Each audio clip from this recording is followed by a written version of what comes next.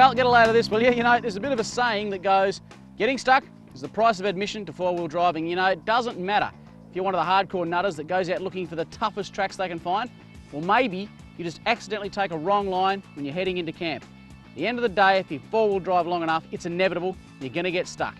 If you've got another four-wheel drive with you, this situation is a walk in the park. If you're on your own, however, it's a whole different ball game.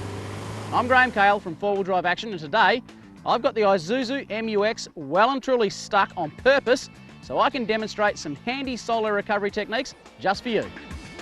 First things first, look, don't panic. There's never a situation so bad that you can't make it worse by rushing things. As long as the vehicle's not going anywhere, put it in park or leave it in gear if it's a manual, turn off the engine and get out and look at what's caused you to get stuck. It'll almost always be a matter of suspension or undercarriage components being stuck on the terrain, causing the tyres to lose traction. Here's where the humble long-handled shovel will be your best mate. Dig away at what's stopping you until you've cleared the obstruction. Depending on the terrain, digging little trenches in front and behind each wheel will often be a massive help too. If one wheel's sitting high in the air, use rocks, logs or whatever you can find to fill up the hole underneath the tyre. Back in the vehicle, it's all about forward and backwards motions to just try your best to get out of the bog. Do anything you can. Reverse, forward, move the steering wheel from side to side. You're trying to do anything, but there's a fine line between too much wheel spin and enough wheel spin to get yourself out of trouble. You may need to do this a few times until you have a bit of success. Now is also a really good time to turn off any electronic aids you might have, such as a traction control system on the MU-X. With that off now, of course, I've got power to all four wheels. Let's give it another go.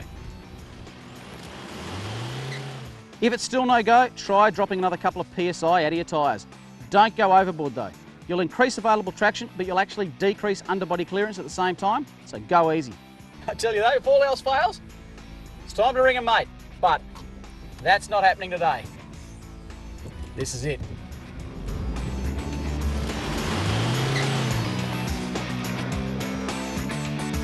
Well, that was close. You know, the idea, of course, is to avoid getting bogged in the first place. But if you do, I can't stress enough that safety has got to be the #1 feature, no matter which recovery technique you go for. Thankfully though, if you've got a capable car like the Isuzu MU-X right here, you're going to be digging yourself out of very few situations and enjoying a heck of a lot more. For more four-wheel drive tips and of course to keep in touch with all the Isuzu owner events, check out the iVenture Club website at iventureclub.com.au. I'm Graham Cale and I won't be seeing you in the mud.